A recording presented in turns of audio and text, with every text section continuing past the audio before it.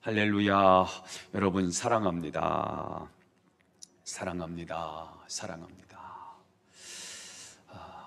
우리는 지난 시간에 하나님께서 언제 그리고 어떻게 섭리하시는지를 살펴봤습니다.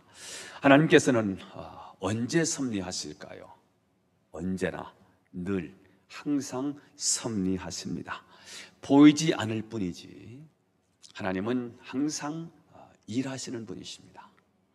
보이지 않을 때, 하나님의 일하심이 느껴지지 않을 때 우리는 답답합니다.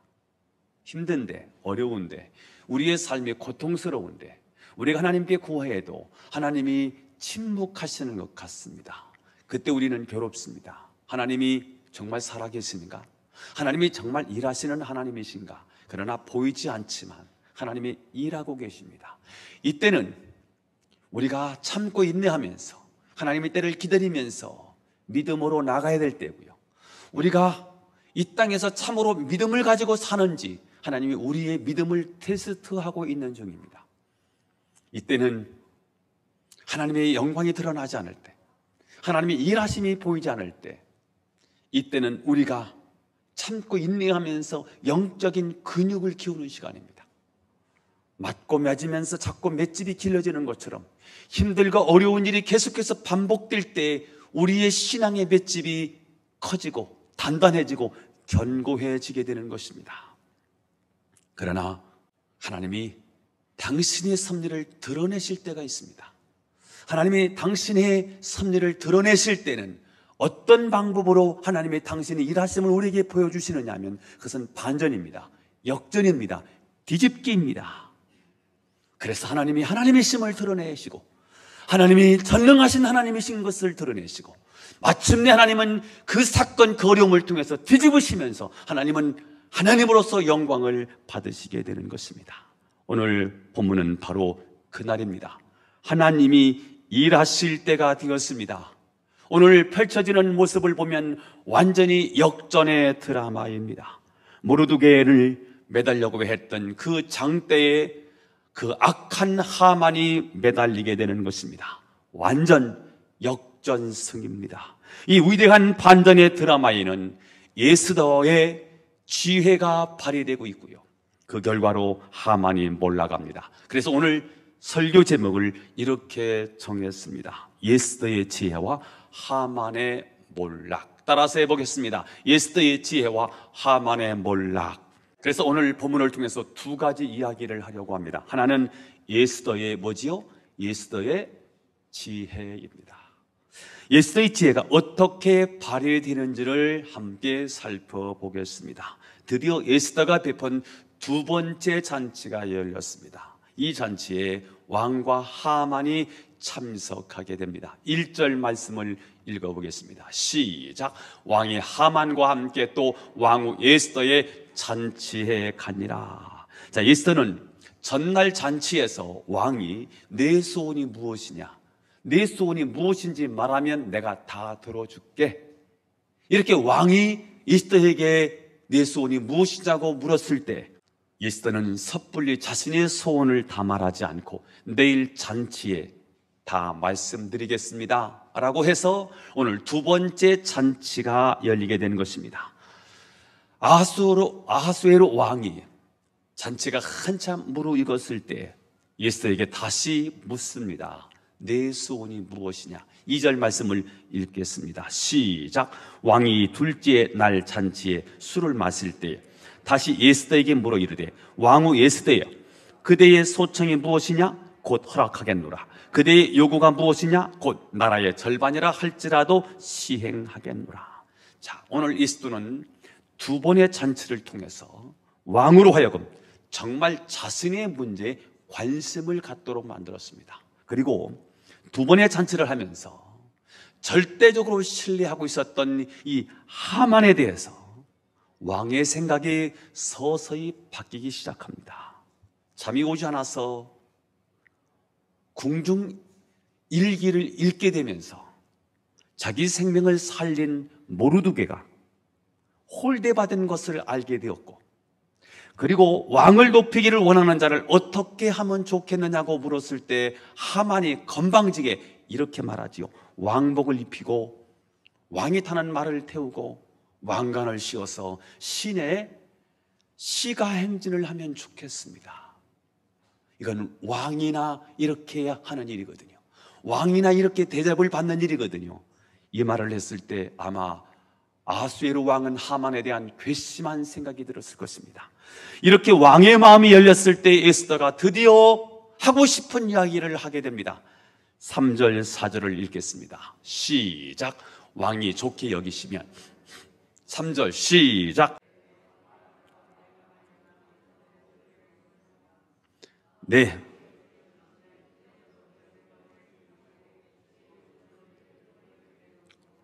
(4절) 나와 내 민족이 팔려서 죽임과 도륙함과 진멸함을 당하게 되었나이다. 만일 우리가 노비로 팔렸더라면 내가 잠잠하였으리이다. 그래도 대적이 왕의 손해를 보충하지 못하였으리다 하니. 자, 에스더는 하만의 실체를 왕은 모릅니다. 그래서 그 하만의 실체를 있는 그대로 다 말했습니다. 2달 전에 왕이 한 민족을 멸하시기로 허락을 하셨는데 바로 내가 그 민족입니다. 나와 내 민족은 아무것도 잘못하지 않았는데 단지 한 사람의 마음에 들지 않는다고 해서 지금 우리가 죽게 되었으니 우리를 살려주십시오. 그리고 유대 민족이 이렇게 진멸을 당하면 왕에게 유익이 될 것이 하나도 없습니다 라는 것을 알려주면서 깨닫게 해주었습니다. 아마 아하수에로 왕이 이 사실을 깨닫고 피가 거꾸로 솟았을 것입니다. 그때 왕이 도대체 그런 못된 일을 꾸민 자가 누구냐? 그런 놈이 지금 어디 있느냐? 이렇게 이야기했을 때 사실은 왕이 하만의 꾀임에 속아서 돈 1만 달란트를 받고 유대인들을 멸절하는 일에 도장을 찍은 일이었습니다. 이때에 아하수에로 왕은 자기가 한 짓을 지금 모르고 있습니다. 악한 자는 자기가 악한 짓을 해놓고도 사실은 악한 짓을 했다는 사실을 잘 모릅니다. 그래서 문제가 발생이 되면 희생양을 찾습니다. 그 희생양을 찾아서 그 문제를 다 뒤집어 씌우고 자기는 빠져나오게 되는 거지요. 사실은 이 중심에 아하수에로 왕이 문제입니다. 자기가 속아서 지금 되어진 일인데 자기는 모르고 있습니다. 이때 에스더는 바로 당신입니다 이렇게 말해야 되는데 그렇게 말하지 아니하고 6절에 보니까 이렇게 되어 있지요. 시작. 대적과 원수는 이 악한 하만이니이다. 에스더는 과정은 굉장히 조심스럽게 그러나 오늘 단호하게 말합니다. 이 악한 하만입니다. 에스더는 지금까지 왕이 그렇게 믿고 의지하던 하만의 실체를 드러냄으로써 자신의 생명도 살고 민족의 위기로부터 건져내게 된 것입니다. 자, 오늘 에스더를 통해서 배우는 것은 지혜롭게 말해야 되겠구나, 우리가 지혜롭게 행동해야 되겠구나 하는 것을 배울 수 있습니다.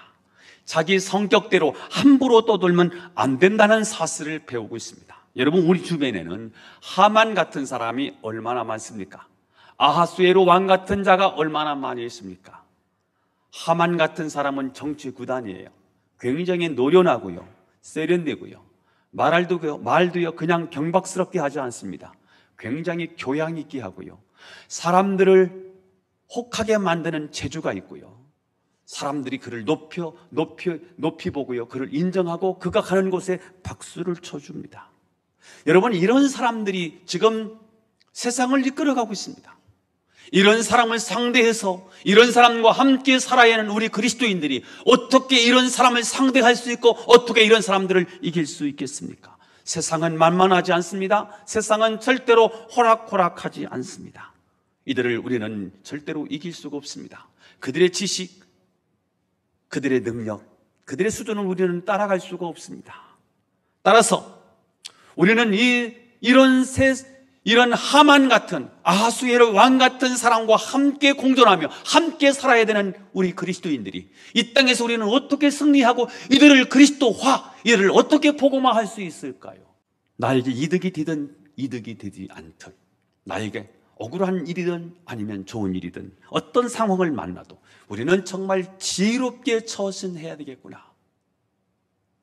이 땅을 정말 믿음으로 살아갈 수 있는 놀라운 하늘의 처세술이 우리에겐 필요하구나 하는 사실을 오늘 에스더를 통해서 우리가 배우는 진리입니다. 지혜로워야 합니다. 생각나는 대로 하고 싶은 말을 다 해버리면 절대로 우리는 이 땅을 하나님 나라로 만들 수 없습니다. 하나님의 뜻을 이 땅에 하나님의 뜻이 실현되는 하나님의 나라를 만들기 위해서는 우리가 정말로 지혜로운 처신이 필요합니다. 우리가 지혜롭게 행동하고 지혜롭게 말하고 지혜롭게 살아갈 때 이 땅을 우리는 하나님의 나라로 만들 수가 있습니다. 그런데 자기에게 조금만 손해가 생기면 예수 믿는 체면 다 벗어던지고 고래고래 고함치고 분통을 터뜨리는 사람들이 있습니다. 얼마의 자존심 때문에, 얼마의 돈 때문에 우리 그리스도인의 신분을 망각하고 다 망쳐버리는 사람이 있습니다. 물론 싸워야 될 때 싸워야 합니다. 어떻게 싸워야 할까요? 지혜가 필요합니다. 세상 지혜를 능가할 수 있는 하늘의 지혜가 필요합니다. 세상 지식과 세상의 사상을 이길 수 있는, 그들을 능가할 수 있는 하늘의 지혜가 필요합니다. 이 땅에 지금 박수와 무당이 세속에 물들어서 사람들이 혹하고요, 거기에 빠져 허우적거리는 사람들이 많습니다. 문제가 있을 때 문제를 해결할 수 없어서 점쟁이 찾아가고요, 박수무당 들여다가 부닥거리면서 인생의 문제를 해결하려고 하는 사람들이 이 땅에 지천에 깔려 있습니다. 여러분, 그들을 능가할 수 있는, 박수와 무당을 능가할 수 있는 하늘의 지혜, 오늘 여러분이 기도함으로 하나님의 말씀에 사로잡힘으로 저는 하나님의 지혜가 여러분에게 있기를 축복합니다. 어떻게 우리는 하늘의 지혜를 얻을 수 있을까요? 성경에 강조하는 것은요, 지혜입니다. 하늘의 지혜를 얻으라는 거예요. 그래서 지혜서가 있어요. 잠언, 시편부터요 시가서라고 말하는데, 시편, 잠언전도 아가서, 시가서거든요. 이 성경을 읽으면 하나님 우리에게 지혜를 주세요. 그래서 최고의 태교는요 잠언이라는 거예요. 잠언서를 계속 읽고 잠언서를 계속 읽다 보면 내 뱃속에 있는 태아가요 그 영향을 받는다는 거예요. 하늘의 지혜예요. 세상 지혜가 아니요, 얄팍한 사람을 넘어뜨리는 그런 잔꾀가 아니고요, 하늘의 지혜예요. 이것은 잠언전도 아가서를 읽으라는 거예요. 하늘의 지혜를 얻을 수 있다는 거예요. 성경은요 잠언뿐만 아니라 다른 성경도요 지혜에 대한 말씀을 많이 했어요. 그래서 성경을 많이 읽어야 돼요. 다독이요, 많이 읽기를 바라요. 내년에는 한번 해보려고요. 우리 전교인들이 성경을 한번 다독해보는 한 운동을 내년에 한번 펼쳐보려고 해요. 어차피 모이기 힘들다고 하니까 한번 내년에는 성경을 많이 읽도록 해야 되겠다. 읽는데 그냥 눈으로만 읽으면요 그냥 흘러가더라고요. 소리를 내서요 외치면서 샤우팅을 해보자는 거예요. 계속 큰 소리로 1장, 2장, 3장, 4장 계속 읽다 보면은요 말씀이 내 안에 스며들어요. 이 말씀이 나를 주도하는 거예요. 말씀이 나를 안내하는 거예요. 말씀이 내 가이드가 되는 거예요. 말씀이 나의 지침서가 되는 거예요. 내 옳고 그름을 판단할 수 있는 능력이 하늘의 지혜에 있는 거예요. 저는 여러분이 성경 다독하기를 바라고 샤우팅할 수 있기를 바랍니다. 아멘. 에스더는 참 지혜로운 여인이지요. 자, 그러면 에스더가 원래 지혜로운 사람이었을까? 아니면 에스더가 3일 동안 금식하며 기도할 때 하나님이 그에게 지혜를 주셔서 이 사람이 지혜로운 사람이 되었을까? 저는 둘 다라고 생각해요. 그는 늘 말씀과 함께하는 총명한 사람인데다가 하나님께서 세상 권력자를 요리할 수 있는 하늘의 지혜를 그에게 부어주셨어요. 이런 은혜가, 이런 하늘의 지혜가 여러분에게 있기를 축복합니다. 아멘. 오늘은 아멘 소리가 작습니다. 아멘 대장이 안 나와서 그런 것 같습니다. 자, 사람들은 시련을 만날 때마다 제일 먼저 주님, 이 시련을 물리쳐 주옵소서라고 기도합니다. 그러나 성경은 이럴 때 하늘의 지혜를 구하라고 말씀하고 있습니다. 야고보서 1장 5절 말씀 읽겠습니다. 시작. 너희 중에 누구든지 지혜가 부족하거든 모든 사람에게 후히 주시고 꾸짖지 아니하시는 하나님께 구하라, 그리하면 주시리라. 지혜란 지식과 달라요. 지식은 정보입니다. 뭔가를 알아내는 것입니다. 그러나 지혜는 그 지식을 적용하는 능력, 그 지식을 내 삶에 적용하는 것, 이것을 지혜라고 말합니다. 우리의 삶의 현장에서 어떻게 살며 어떻게 올바로 판단할 것인가, 어떤 어려운 상황에서 우리는 어떻게 승리할 수 있을까, 이것을 위해서 우리는 지혜가 필요해요. 그래서 하나님 앞에 후회 주시고 꾸짖지 아니하시는 하나님께 구하라는 거예요. 그리하면 너에게 주시리라, 이렇게 말씀을 하고 있습니다. 에스더는 하늘의 지혜로 자신의 생명을 건졌고요, 민족의 전멸 위기에서 민족을 건져낼 수 있었습니다. 저는 여러분이 말씀의 사람, 기도의 사람이 되셔서 정말 하나님의 지혜로 여러분의 인생에서 승리하고 신앙의 승리자가 될 수 있기를 예수님의 이름으로 축원합니다. 자, 오늘은 설교 제목을 에스더의 지혜와 하만의 몰락이라고 정했습니다. 지금까지 에스더의 지혜에 대한 말씀을 드렸고요. 두 번째 이야기입니다. 하만의 뭐지요? 몰락입니다. 6절 말씀을 보아요. 시작. 자, 에스더가 왕에게 하만의 악함을 고발하니까 하만은 두려움에 사로잡혔습니다. 참 이상한 것은 하늘에 나는 새도 떨어뜨리던 하만이 에스더의 말 앞에 한마디도 제대로 반박하지 못하고 지금 벌벌 떨고 있습니다. 악한 자는 진실 앞에 맥을 추지 못하는구나 하는 것을 발견하게 됩니다. 7절 말씀을 읽어보겠습니다. 시작. 왕이 노하여 일어나서 잔치자리를 떠나 왕궁 후원으로 들어가니라. 하만이 일어나서 왕후 에스더에게 생명을 구하니 이는 왕이 자기에게 벌을 내리기로 결심한 줄을 알미더라. 자, 왕은 자신의 측근의 비리에 충격을 받았습니다. 그래서 어찌해야 할지 생각하기 위해서 잠시 왕궁 후궁으로 나갔습니다. 그리고 하만은 이때 왕후 에스더에게 살려달라고 애원을 합니다. 거짓과 음모로 뒤에서 쑥덕쑥덕 일을 잘도 꾸며내던 하만이 이제는 에스더에게 살려달라고 애원을 하고 있습니다. 여기서 하만의 결정적인 실수는 왕후의 무릎에 얼굴을 대고 애원한 것입니다.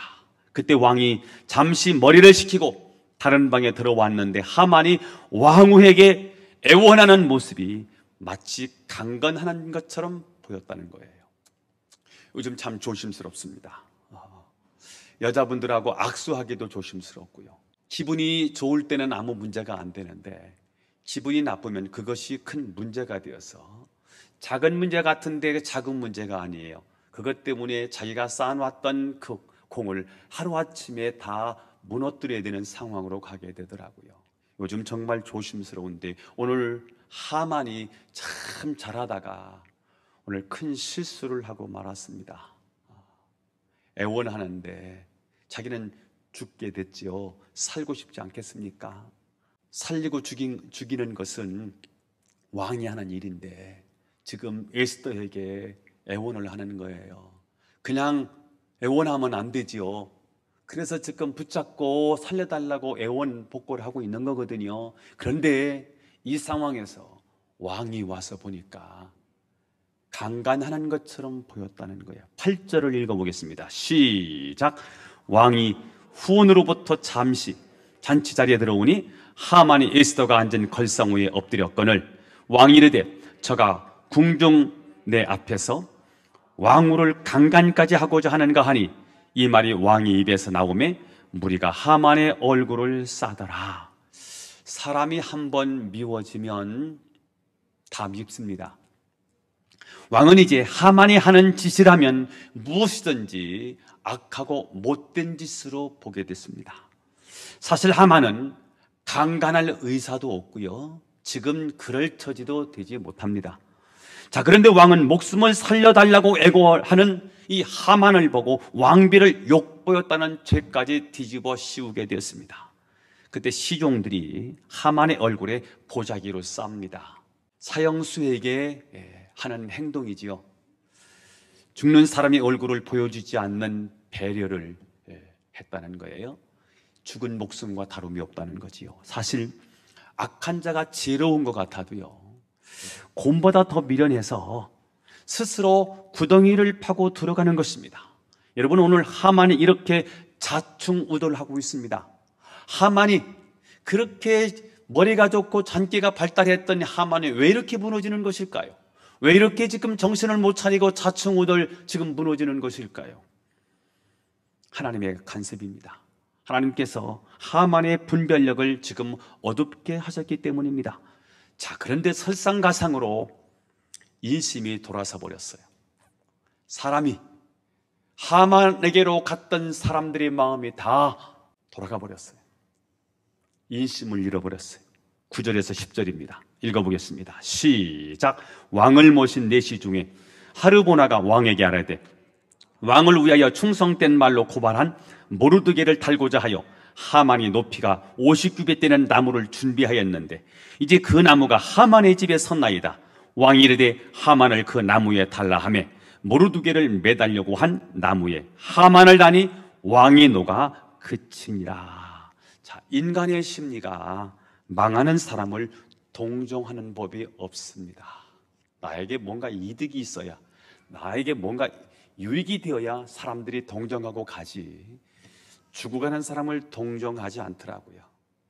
박근혜 대통령이 한참 인기가 올라가다가 어느 날 무너지고 나니까 사람들이 다 등을 돌리더라고요.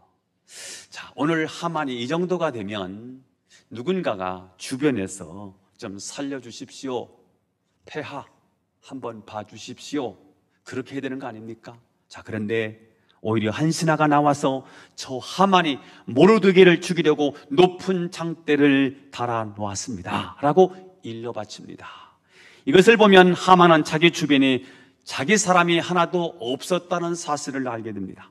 하만의 권세가 하늘을 찌를 듯 하니까 숨을 죽이고 있었을 뿐이지 그 권세가 떨어지니까 다 등을 돌리고 말았습니다. 아하수에로 왕이 모르드게를 매달려고 했다는 말을 듣고는 당장 그 장대에다가 하만을 달라고 명령합니다. 하만이 완전히 몰락하게 된 것입니다. 자, 그러면 오늘 하만의 몰락을 통해서 두 가지 교훈을 얻으려고 해요. 하나는 하만의 몰락의 동기가 무엇일까? 하만의 몰락의 동기가 뭐라고요? 교만입니다. 하만의 몰락의 동기가 뭐다? 교만입니다.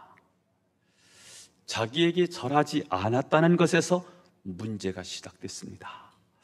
하만은 너무 시시하고 형편없는 것에 걸려 넘어지고 말았습니다. 모든 신하들이 다 내 앞에서 절하는데 저 모르드게 저 뭐야? 높아져 있었기 때문에, 교만했기 때문에 느끼는 감정이었습니다. 교만하지 않았다면 그 문제로 그렇게 감정이 상하지 않았을 것입니다. 그런데 교만하여 조그마한 문제 때문에 감정이 상해서 큰 일을 벌이고 말았습니다. 인사를 안 내요. 기분이 상했어요. 여러분, 인사를 안 하면 기분이 상할 수 있지요? 인사 잘 하셔야 됩니다. 인사 잘 하십시다. 만나시면 큰 소리로 인사를 하세요. 사랑한다고 인사하십시다. 사랑합니다. 사랑합니다. 인사하십시다. 그냥 지나가면 기분이 나쁘지요. 더구나 모든 신하들이 엎드려 절하는데 모르드게가 지가 뭐라고 나한테 절을 하지 않아? 기분이 굉장히 상했습니다. 그러면 그 사람만 어떻게 하든지, 그 사람만 죽이든지 그래야 되는데 이 교만이요, 하늘을 찔러요. 그래서 모르드게가 속해 있는 모든 유다 백성들을 다 죽이겠다고 하는 것입니다. 자, 그런데 그것 때문에 결국은 오늘 자기가 망하는 이야기예요. 자기가 걸어놓은 덫에 자기가 걸리고 말았습니다. 여러분, 교회도 마찬가지입니다. 아무것도 아닌 문제가 교만 때문에 사소한 감정 하나 처리하지 못해서 교회에 해를 끼치고 자신도 망하는 경우가 많습니다. 여러분, 교회의 일은 절대로 감정으로 일해서는 안 됩니다. 한번 따라서 하겠습니다. 교회의 일은 감정으로 일하면 안 된다. 하나님 말씀으로 일하기를 바랍니다. 성령의 감동으로 일할 수 있기를 바랍니다. 감정이 상할 수 있어요. 감정이 상했거든요. 가만히 있으세요. 감정이 상한 그 마음으로 일을 하다 보면 다 그르치게 돼요. 일을 하다 보면 구약의 제사를 드릴 때는요, 짐승을 태워서 번제를 드리지 않습니까? 제사가 많으면요, 번제물이 많이 오고요, 번제물이 많이 태워졌다는 말이지요. 그러면 당연히 뭐가 생겨요? 재가 생기게 되어 있어요. 재는 바람만 불면은요, 날려요. 그러면 누가 필요하냐? 쓸어 담는 사람이 필요해요. 쓸어 담아서 재통해요. 담는 사람이 필요하잖아요. 이런 사람이 필요한데 교회를 하다 보면요, 그럴 수 있어요. 감정이 상하는 일도 있어요. 인간관계가 어그러질 수도 있더라고요. 이때 감정이 상한 상태로 일하지 마시고요, 기도하시면서 감정을 누그러뜨릴 필요가 있고요. 그리고 정확한 판단을 해야 되는데 감정이 상하면 정확한 판단을 내릴 수가 없어요. 감정대로 일을 하게 되거든요. 언젠가 여러분들한테 그런 이야기를 했잖아요. 피아노가 이 강단 위에 있어야 돼요? 밑에 있어야 돼요? 얘기해봐요. 이 피아노는 강단 위에 있어야 될까? 강단 밑에 내려와야 될까? 어떤 분은 강단 위에 올려놨으면 좋겠다는 사람이 있을 거예요. 어떤 사람은 강단 밑에 내려놔야 된다고 생각하는 사람이 있을 거예요. 문제는 이것 때문에 의견 다툼이 됐어요. 교회 중심이 되는 두 장로님들의 싸움이 벌어졌어요. 올려놓자고 했는데 한 사람은 내려놓자고 한 거예요. 그래서 둘이 싸움이 됐는데 이게 올려놓자고 하는 파, 내려놓자고 하는 파가 파비를 생겼어요. 그래서 교회가 싸워서 쪼개놨어요. 그리고 3년이 지난 후에 두 장로님이 어느 시장에서 만났다는 거예요. 만나서 쑥스럽게 그냥 인사를 했는데 인사하면서 겸연 찍어서 한마디를 했어요. 장로님, 그때 장로님이 피아노를 올려놓자고 했던가요? 내가 올려놓자고 했던가요?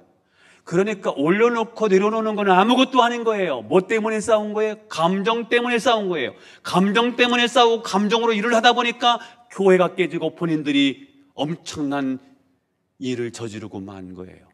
여러분, 교회는요, 절대로 감정으로 일해서는 안 돼요. 교회는 은혜로 일하시기를 바라고 성령의 감동으로 일하셨어요. 하나님을 높이시고 다른 사람을 높임으로 교회가 가장 은혜롭고 누가 봐도 아름다운 교회로 만드는 저와 여러분이 될 수 있기를 축복합니다. 야고보서 4장 6절을 읽어보겠습니다. 시작. 하나님이 교만한 자를 물리치시고 겸손한 자에게 은혜를 주시느니라. 여러분, 겸손하셔야 되겠더라고요. 마음이 높아지면 세상을 보는 눈이 잣대가 잘못될 경우가 많아요.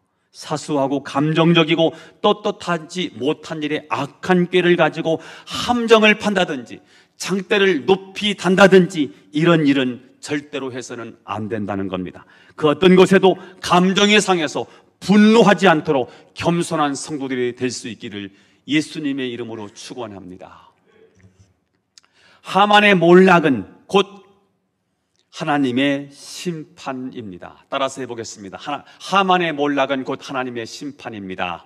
왕과 하만의 관계가 어쩌면 이렇게 썩은 밧줄 끊어지듯이 끊어질 수 있었을까? 정치계에서 흔히 볼 수 있는 일들입니다. 우리는 어제까지 생명까지 내놓았던 관계가 하루아침에 끊어지는 것을 자주 보곤 합니다. 그래서 정치를 더럽다고 말합니다. 그러나 여러분, 아무리 정치가 더러워도 왕과 하만의 관계가 이렇게 순식간에 무 자르듯이 잘려나가는 것을 보니까 이것은 분명히 하나님의 간섭, 하나님의 심판, 하나님이 내린 심판이라는 사실을 생각할 수밖에 없습니다. 아하수에로 왕이 하만에게 한 것은 정상적인 것이 아닙니다. 아무리 하만이 큰 죄를 범했을지라도 자기의 신복이고 가장 총애하는 신하 하만을 정당한 재판도 거치지 아니하고 조사 과정, 심리 과정도 거치지 않은 채 당장 나무에 달아버렸다고 하는 것은 이것은 정말 이해할 수 없는 행동입니다. 누가 왕을 그렇게 만들고 있습니까? 하나님이 그렇게 하고 계신 것입니다. 왕이 자기 뜻대로 하는 것 같지만 왕은 하나님의 도구에 지나지 않습니다. 악한 자는요, 악한 일에 쓰임받아요. 선한 사람은 선한 일에 쓰임을 받아요. 그러니까 평상시 여러분이 선한 사람이 되어서 하나님의 좋은 일에 하나님 나라를 위해서 쓰임받는 여러분이 되기를 바랍니다. 불과 이틀 사이에 하만에게 일어난 일을 보면서 하나님의 심판이 한번 임하면 얼마나 무서운 말을 발견하게 됩니다. 악한 자를 심판하시는 것이 가끔은 느린 것 같고요, 어떤 때는 하나님이 심판하지 않는 것 같이 그렇게 오해될 수도 있지만, 일단 하나님이 심판에 손을 대면 그것은 순식간에 이루어지는 것이고요, 그것은 매우 매우 무섭더라는 거예요. 시편 37편을 읽어보겠습니다. 35절 36절입니다. 시작.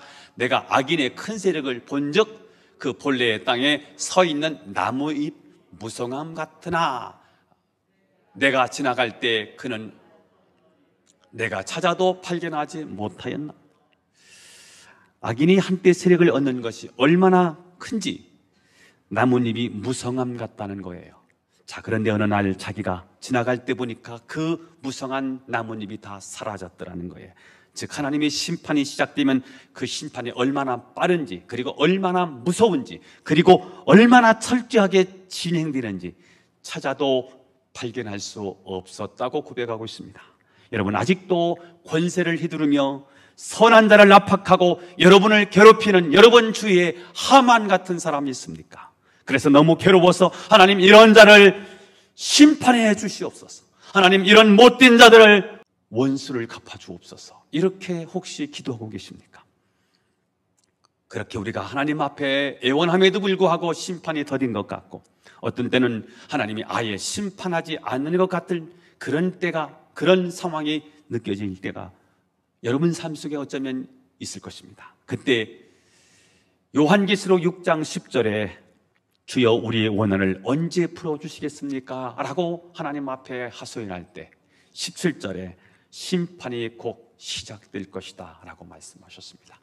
여러분, 죄는 반드시 형벌이 찾아옵니다. 그래서 죄 짓지 말라는 거예요. 하나님은 우리의 죄를 용서하시죠. 미쁘시고 이로사 우리의 죄를 용서하신대요. 그러나 못을 박으면 빼면 됩니다. 그러나 반드시 흔적이 남아요.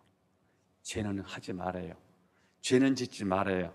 다른 건 다 해도 되는데 죄는 짓지 말아요. 왜냐하면 죄는요, 너희 영혼이 망가지니까, 너희 인생이 망가지니까 죄 짓지 말아요. 일단은 죄는 짓지 말아야 돼요. 죄는 반드시 심판이 따르는데, 오늘 하만은 하나님이 여러 번의 기회를 주시는데도 불구하고 끝까지 회개하지 않고 악한 짓을 하는데, 한 사람 죽이는 것도 사실은 얼마나 어려운 일입니까? 근데 한 민족을 아예 다 쓸어버리려고 작정을 했습니다. 이렇게 못됐습니다. 이렇게 악합니다. 그러니 하나님의 백성들이, 특히 예수 떠난 모르드게가 가만히 있겠습니까? 하나님 앞에 매달리는 거지요.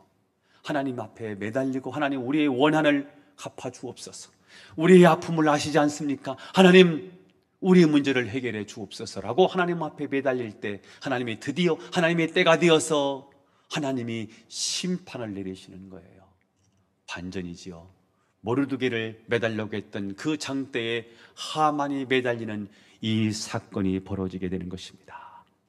하나님은 반드시 심판하세요. 이 땅에서 심판하지 않으면 죽어서도 심판하실 거예요. 제가 대학교 다니면서 읽었던 책, 안희숙 여사의 죽음은 죽으리라 하는 책이에요. 옛날 책이었어요. 세로로 이렇게 쓰여 있어요. 그 읽느라고 굉장히 힘들었는데요. 그분이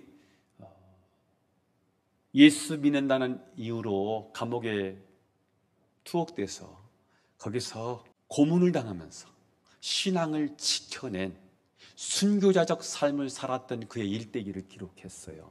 그리고 그분이 추록을 한 다음에 또 책을 또 냈어요. 죽어요 그런데 살아요라는 책이더라고요. 그거는 제가 장기 금식을 하면서 그분 책을 읽으면서 큰 도전을 받았던 적이 있는데요. 이분이 일본 순사가 계속해서 고문을 하면서 신앙을 거부해라, 너희의 신앙을 배교하라고 요구해요. 그런데 그가 믿음으로 싸워요. 그 고통을 이겨내면서 죽음은 죽으리라 하는 각오를 가지고 신앙을 지켜내거든요. 그가 그 속에서 작사했던 찬양이 나와요.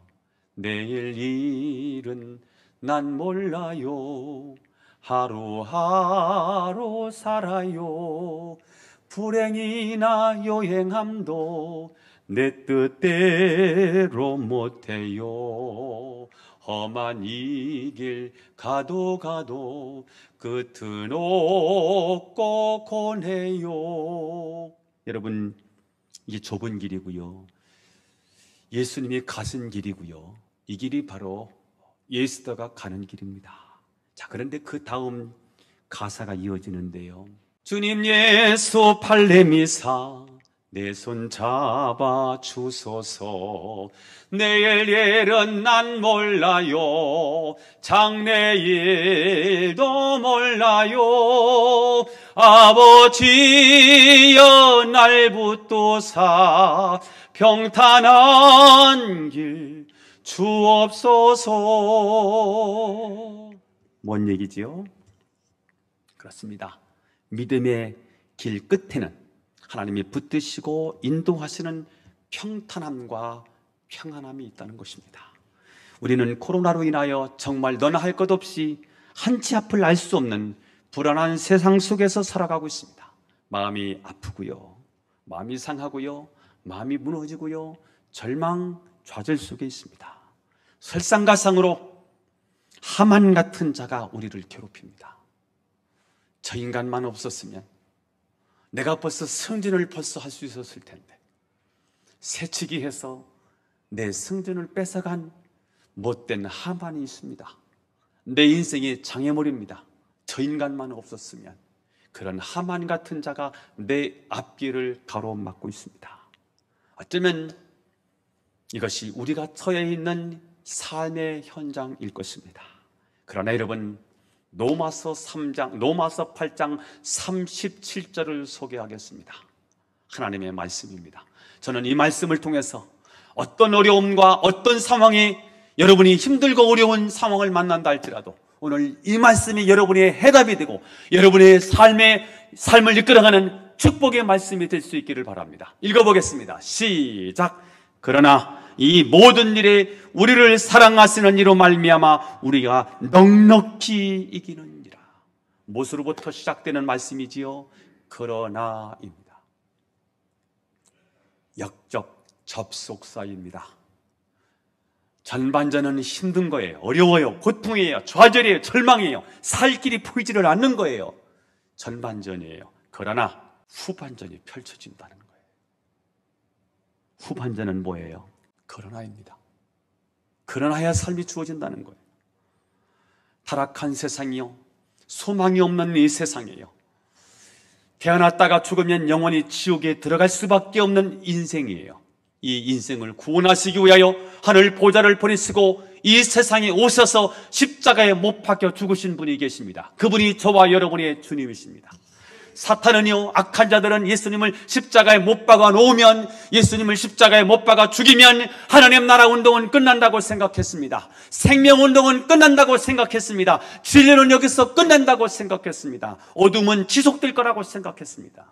그러나 그분이 3일 만에 부활하셔서 우리에게 반전의 드라마를 펼쳐주시는 것입니다. 반전입니다. 죄를 이긴 사건입니다. 우리를 죄에 빠뜨리고 우리를 죄에 빠뜨려서 우리를 넘어뜨리는 사탄의 권세를 꺾으신 이름 예수 그리스도이십니다. 우리가 죄 때문에 재앙이 오는 거거든요.